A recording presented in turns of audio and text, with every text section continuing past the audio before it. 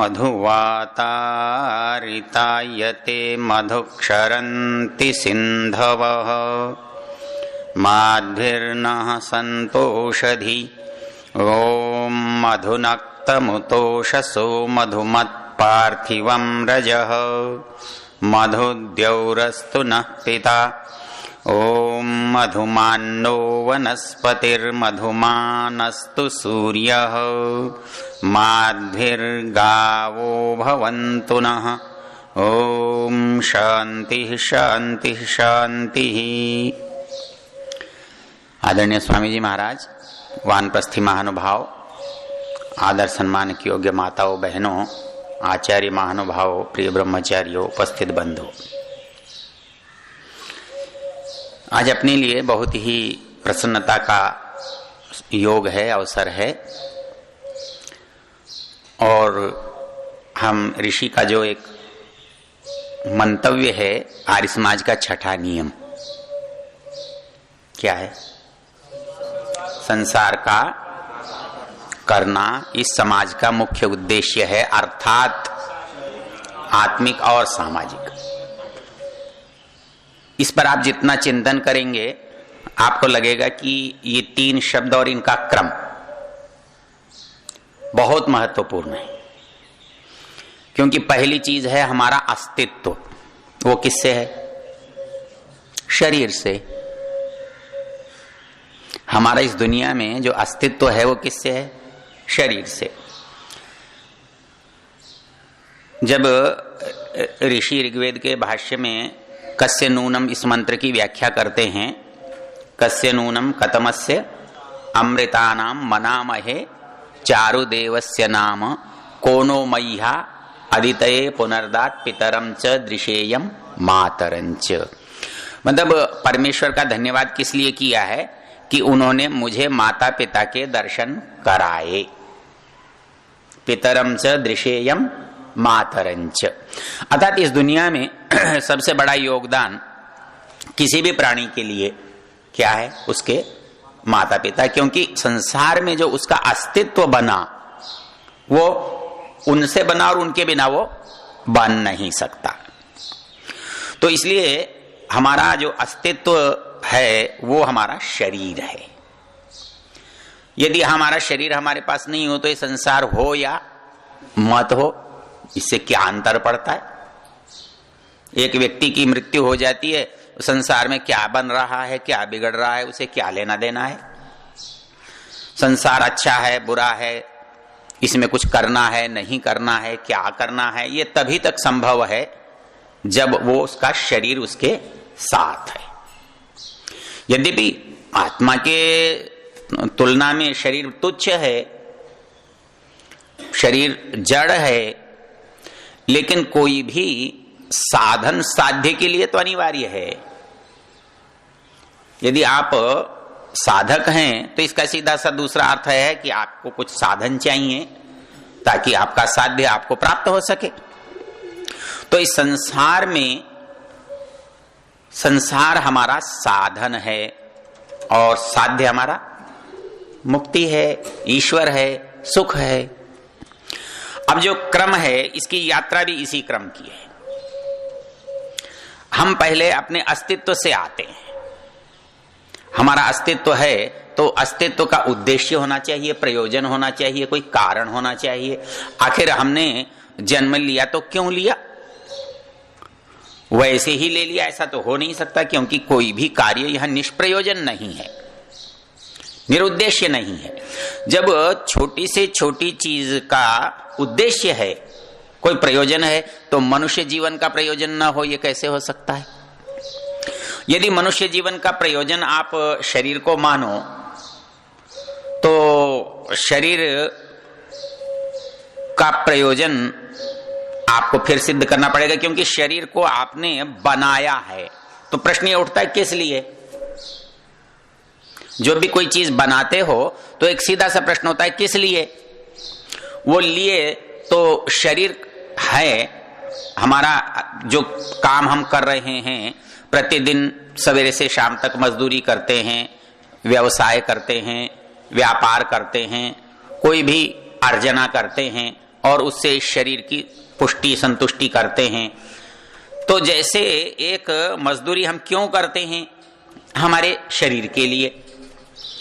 अब प्रश्न ये है कि मजदूरी करते हैं शरीर के लिए, तो अगला प्रश्न सीधा सा है, शरीर किस लिए? क्योंकि वो अंतिम उद्देश्य तो है नहीं। तो अंतिम उद्देश्य क्या हो सकता है? तो अंतिम उद्देश्य के रूप में हमारा आत्मा है। हमारे आत्मा का अंतिम उद्देश्य क्या हो सकता है? क्योंकि आत्मा तो आत्मा है, और आत्मा कैसा है? कभी नष्ट नहीं होने वाला है। फिर क्या उद्देश्य की रही आवश्यकता? फिर इसके बारे में चिंतन करने की क्या जरूरत है? आत्मा है, होता रहेगा, जैसा है वैसा ही रहेगा। उसमें कोई आत्मा के स्वरूप में तो कोई परिवर्तन आने वाला नहीं है। तो आत्मा के स्वरूप में जब परिवर्तन आने वाला नहीं है तो दो बातें व्यर्थ हो जाएंगी, शरीर भी व्यर्थ हो जाएगा और संसार भी व्यर्थ हो जाएगा। फिर क्या करना, इसकी आवश्यकता क्या है?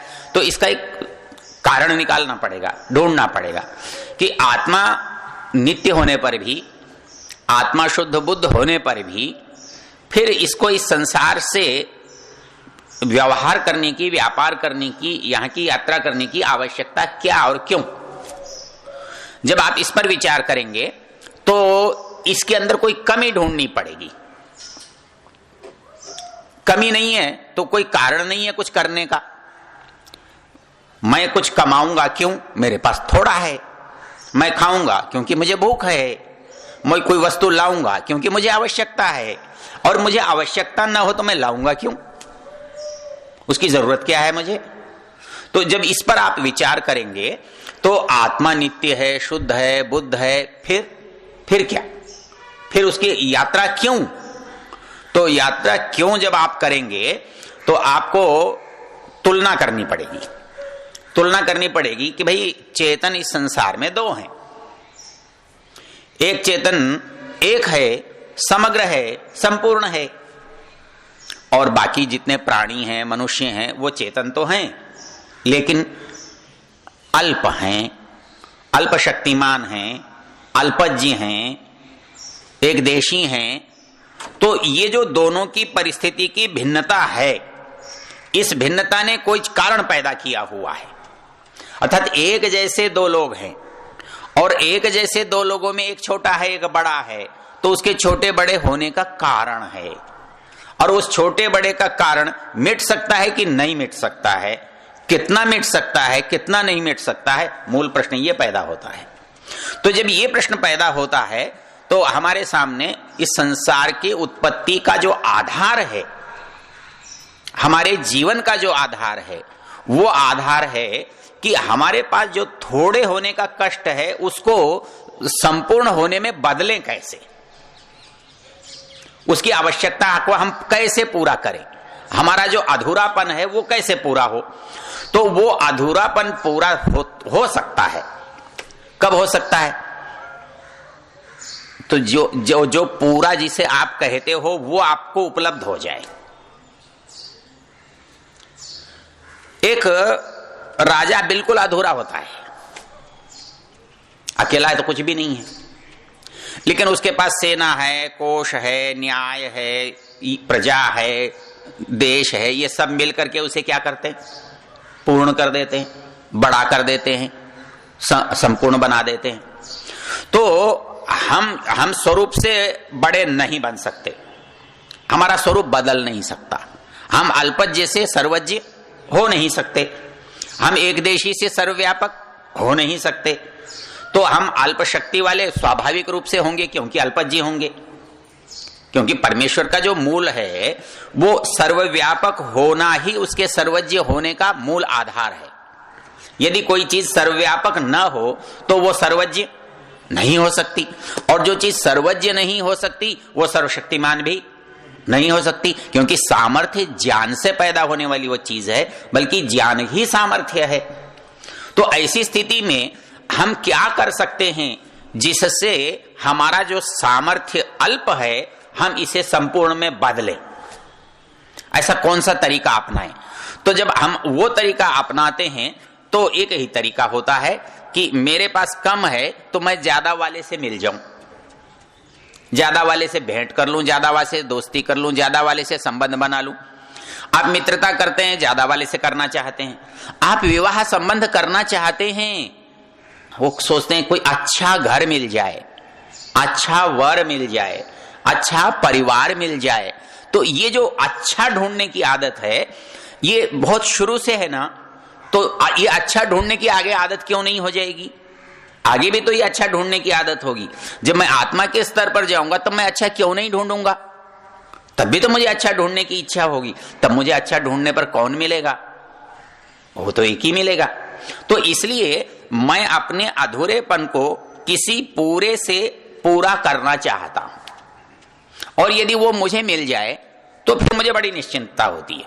मेरे पास साधन भले ही ना हो, लेकिन मुझे साधन संपन्न लोगों का साथ मिल जाए, साधन संपन्न लोगों का आश्वासन मिल जाए, साधन संपन्न लोगों से मेरी मैत्री हो जाए, फिर मुझे क्या परेशानी है? फिर तो मुझे सर्वज्ञ नहीं हुआ, सर्वशक्तिमान नहीं हुआ तो क्या हुआ? तो मेरा, क्योंकि अफसर मेरे पास है, मंत्री मेरे पास है, राजा मेरे पास है, मैं नहीं डरता। क्यों? कि मेरे जो जो अभाव हैं, जो जो कम सामर्थ्य हैं, जो जो मेरी परेशानियां हैं, मुझे उनके उपाय मालूम हैं, मुझे उपाय उपलब्ध हैं। जो उपाय उपलब्ध हैं तो मेरा भय अपने आप चला जाता है। तो मैं उस भय को दूर करने के लिए जब इन साधनों का उपयोग करता हूं तो मैं दूसरे स्तर पर जीता हूं। तो मेरा उस स्तर पर जाने के लिए शरीर का होना आवश्यक है, और यदि किसी के पास शरीर है तो इसका प्रयोजन पूरा होना आवश्यक है।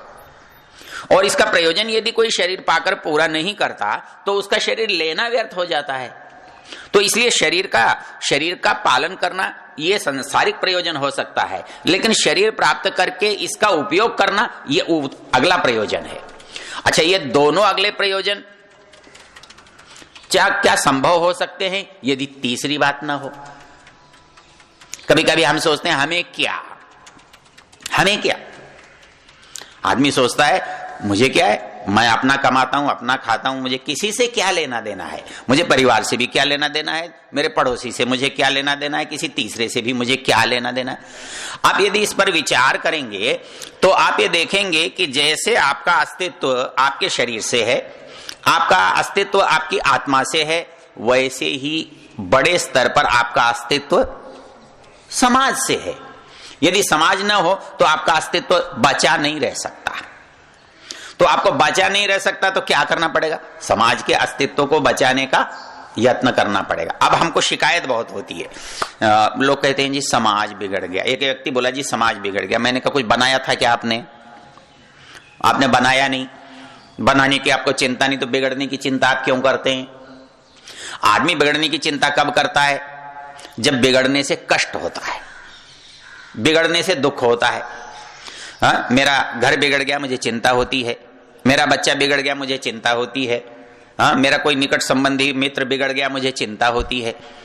तो यदि मुझे चिंता होती है तो मैं उसके उपाय भी करता हूं, उसको समझाने बुझाने समेटने की कोशिश भी करता हूं।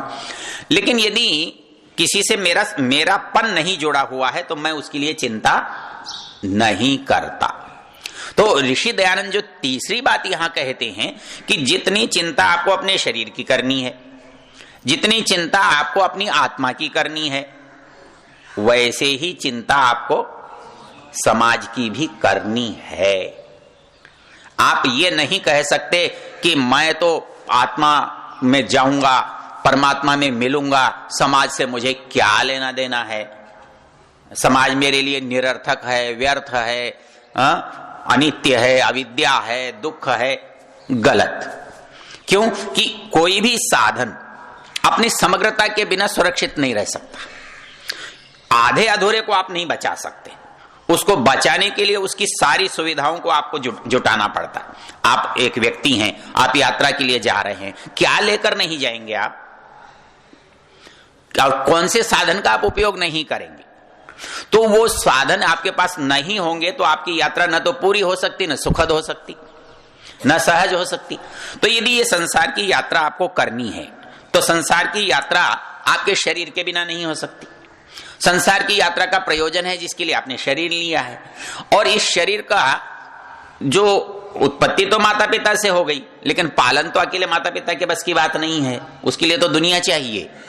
तो उसके लिए पूरा परिवार चाहिए। केवल परिवार से मैं नहीं बन सकता, मुझे शिक्षक चाहिए, गुरु चाहिए, आचार्य चाहिए, मेरे लिए पदार्थों को जुटाने वाला किसान भी चाहिए, मुझे उद्योग व्यवसाय भी चाहिए।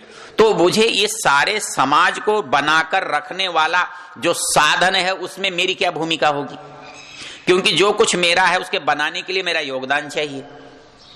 जो मेरा है, मेरे शरीर को बनाने के लिए मैंने प्रयत्न किया है, मेरे परिवार को बनाने के लिए मैंने प्रयत्न किया है, मेरा करना स्वाभाविक है क्योंकि उससे मेरा संबंध है, उससे मेरा अस्तित्व है। तो जिस दिन मैं ये अनुभव करूंगा कि ये समाज से मेरा अस्तित्व है, समाज के बिना मेरा अस्तित्व संभव नहीं है, तो उस दिन मुझे समाज के लिए भी यत्न करना पड़ेगा। और इसलिए समाज के लिए यत्न करने का जो उदाहरण है वो हमारा यज्ञ है। मतलब यज्ञ क्या है? अपने से भिन्न के लिए काम करना, जो दूसरे हैं उनके लिए काम करना। आप परोपकार कह लो, धर्म कह लो, समाज कह लो, उसमें कोई अंतर नहीं पड़ने वाला। जो काम आप कर रहे हो वो जिनके लिए हो रहा है, वो जो परिवेश है वो आपके साथ जुड़ा हुआ है। कितनी दूर तक जुड़ा हुआ है ये आपके सामर्थ्य पर, आपके अधिकार पर, आपकी आवश्यकता पर निर्भर करता है। किसी का समाज बहुत छोटा होता है, किसी का बहुत बड़ा होता है, किसी का उससे भी बड़ा होता है।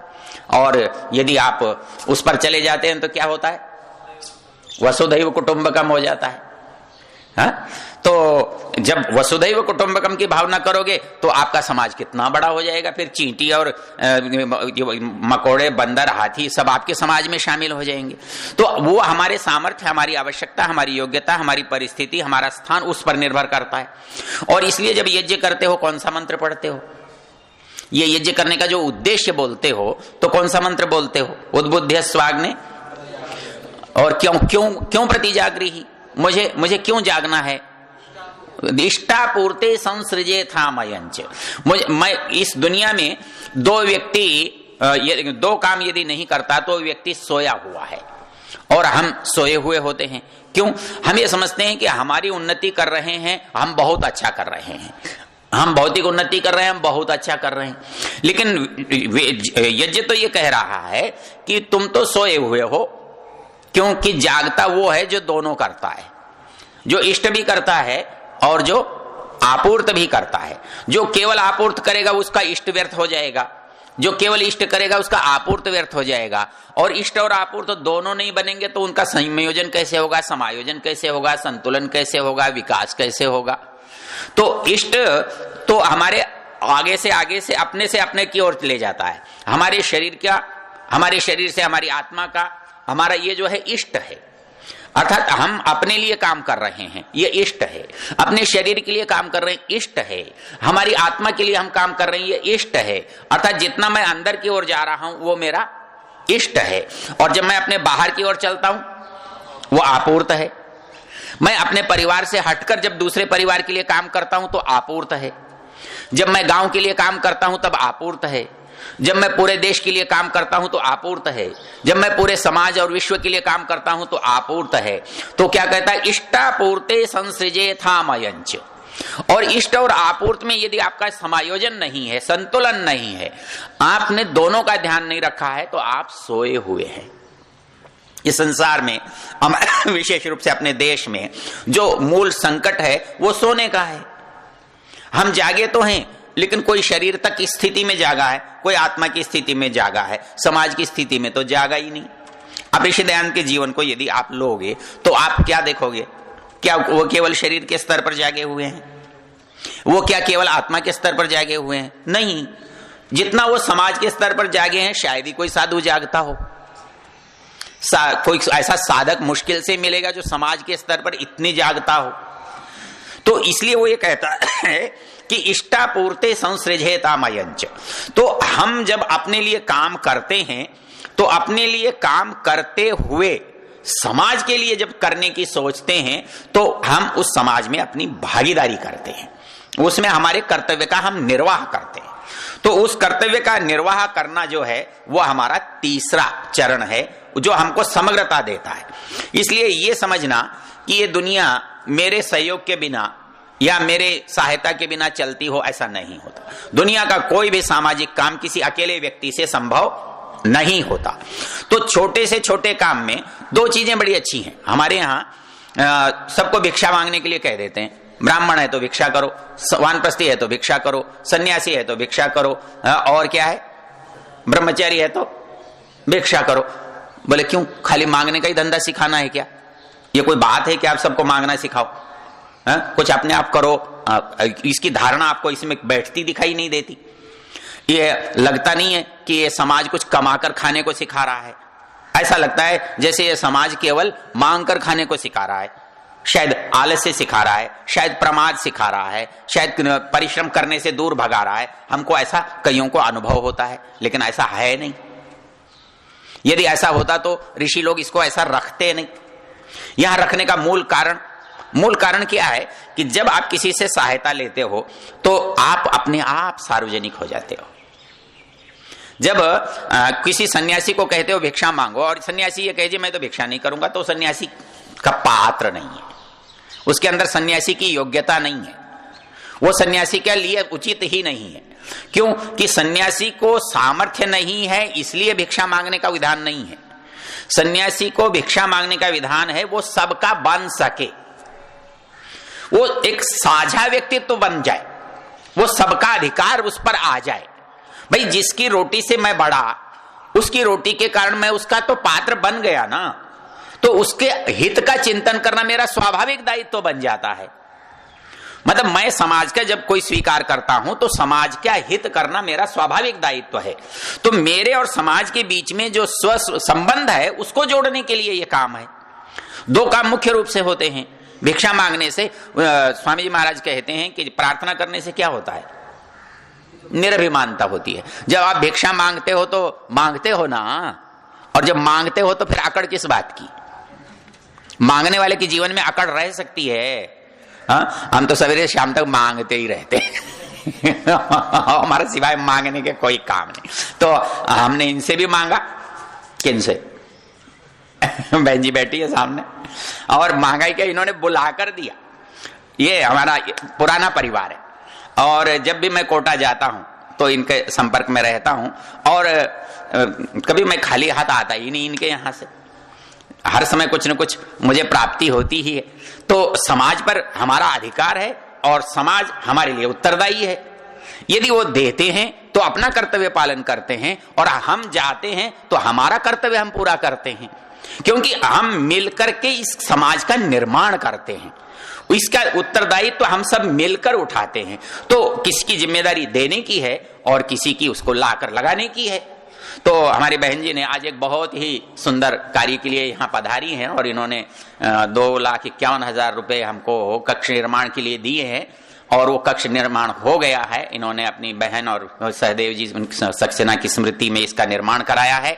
और ये यज्ञ तो हमने किया है जो नियमित यज्ञ है। कुछ परिवारजन और आने वाले हैं और उनके साथ जो वास्तु वाला यज्ञ है उसको कर लेंगे। और आप में से भी जो जिनके पास समय हो और आ सकते हो तो अवश्य यहाँ पधारें। आज का समय हो गया, तो मैं आपसे निवेदन करना चाहता हूँ कि हम कुछ भी करते हैं तो उसमें हमारा जो विभाजन है वो ऐसा ही होना चाहिए।